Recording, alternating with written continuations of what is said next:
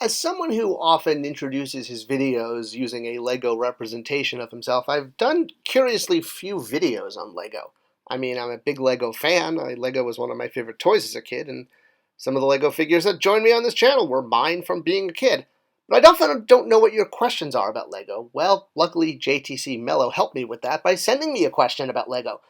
He wanted to know why LEGO Star Wars vehicles can be on shelves, but we can't see vehicles for 4-inch figures, when really they're all just big Star Wars spaceships. Why is this?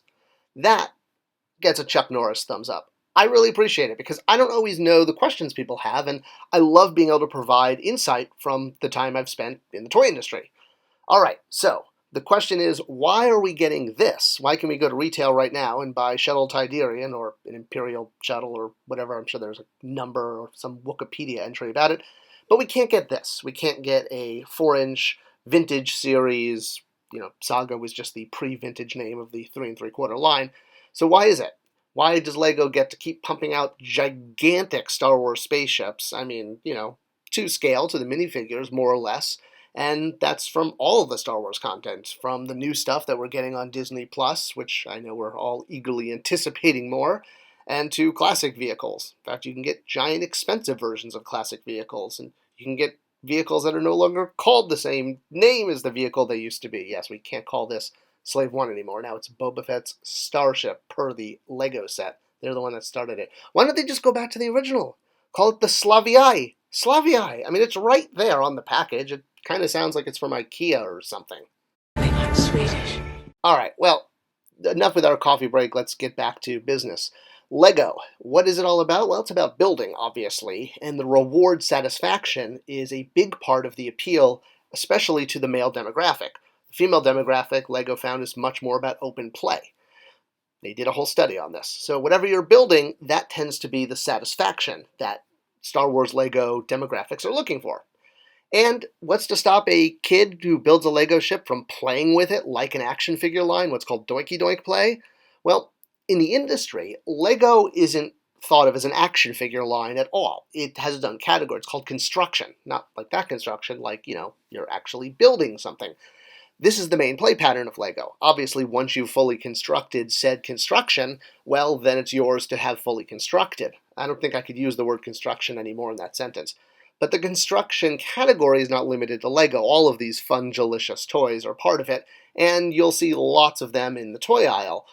But Lego has kind of earned its place, although my favorite construction line of all time is Construx, which needs to come back. Fisher-Price, Mattel, someone. Such a great toy line. All right, go watch my video on that.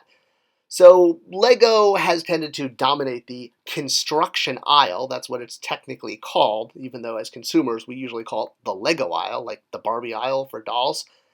Part of understanding Lego is about understanding the way the company views it, and this is actually in lots of material, even the Netflix, the toys that made us, Lego one. It's a good watch. You should check it out.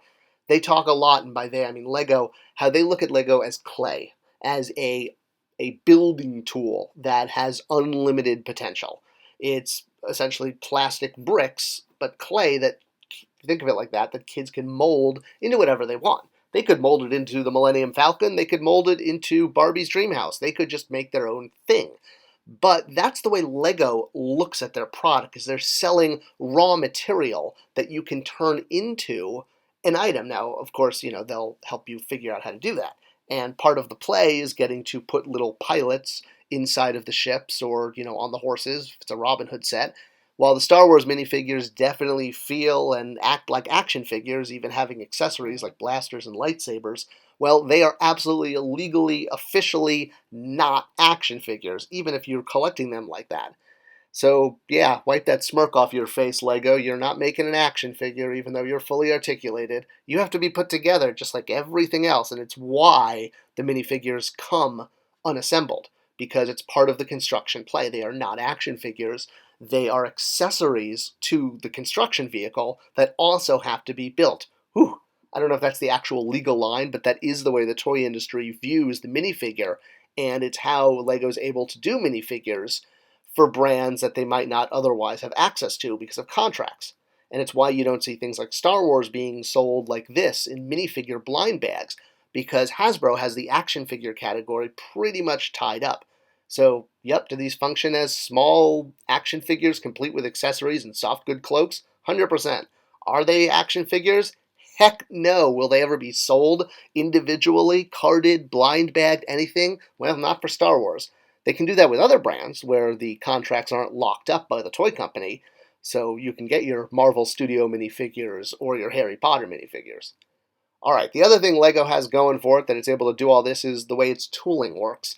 So if you haven't seen the other videos I've done on tooling, and I have quite a few if you search the channel, a tool is this. It's a giant metal steel mold that has plastic injected into it, and it produces plastic pieces that become toys. So this is a Lego mold. You can see this one lets you make 1, 2, 3, 4, 5, 6, 7, 8 bricks. What are those? 4x2s, it looks like. Yep. So this is what you're going to get spit out of that. And you'll notice, yes, they're all stuck on the spree, which is what that's called in the middle, and you twist them off, and that's basically how Lego is assembled, or, put together at the plant. And we're actually going to be getting to that in a moment. So pin a needle in that concept. Lego doesn't have to tool that often. Obviously, you have to remake tools, and you do retire old tools, but once a piece is tooled, you've got it. The investment, the $100,000 is done. The other thing Lego has going for it is the Ikea Factor. The fact that you are not buying a fully assembled couch, Lego set. Much like how you get the joy when you buy something of Ikea make, going home and putting it together. And while this can be fun, it can also be slightly frustrating. I think Ikea is not intending this to be playtime, but Lego is. Lego is the fun kind of putting things together. And that's a big reason why they can have these giant sets. You're shipping them unassembled and in raw material form, much like I discussed with the way Lego itself as a company looks at their brand and their product as raw building material. So you don't even have to build what the set says you should build. You could, use these things for anything. And that's bringing us back to that clay metaphor and the way Lego itself publicly and internally discusses their product as this perfect form factor to create anything from your imagination, using Lego as the building tool. Obviously, they will include instructions so that you can build exactly what's on the package, and, that's a part of the play pattern too, and the reward of successfully completing the project. If you choose to then have Doinky Doink play with this afterwards, hey, more power to you, but it's not the way the toy industry looks at it, and it's how Lego's able to do so much, and how they are able to get this product to market. Of course, the fact that they own their own factories and everything is automated doesn't hurt either. Lego is one of the only toy companies that has almost complete automation. They're not, completely run by robots and computers yet, but so much of Lego is done that you only need a minimum workforce in order to run the factory. And this obviously keeps overhead down, it keeps salaries down, and it helps Lego keep their price points. Well, I know we all think they're really expensive, but they'd be way more expensive if Lego didn't have its own factories and such automation that can keep production costs to a minimum. Lego has prided itself on this, and it's what's led the company to become the world's largest toy manufacturer, overtaking Mattel, Hasbro, and Big Bob's Wacky Toys.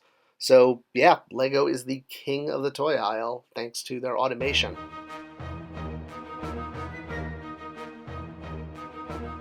That probably isn't going to happen, right? I hope you enjoyed this video, and if you did, share it with others. Let me know what you think in the comments below. I always try to comment back. Thanks for watching, and I'll see you guys in the next video.